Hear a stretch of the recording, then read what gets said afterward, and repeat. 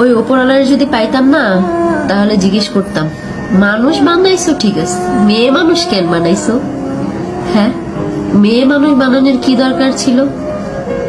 মেয়ে মানুষ আসলেই একটা জিনিস তুমি বানাইছো ওপরওয়ালা, যার সাথে হাজারটা অন্যায় করা যায়, যারে ফুটবলের মতো লাথানো যায়, কোনো কিছু বলার কিছু নেই। মানুষ তো এমনও বলে যে মেয়ে মানুষ জন্ম নিলে নাকি মাটি কাইপা ওঠে, যে মেয়ে মানুষ জন্ম নিচ্ছে মাটিতেও নাকি ভয় পায়। হায় রে, পরিচয় আছে তো, কারোর মেয়ে, কারোর বউ, ওই ছেলে মেয়ের মা, এর থেকে বড় পরিচয় কি চাও? এতটুকুই তো যথেষ্ট। তারপরেও যদি কেউ পরিচয় বানাইতে যায়, তাহলে সমাজের মানুষ কি বলে জানেন? ওই মেয়ে মানুষের সাথে মিশো না, ওই মেয়ে মানুষ ভালো না, রাত বিরতে বেরোয়, চাকরি করে। মেয়ে মানুষকে চাকরি করা মানায়?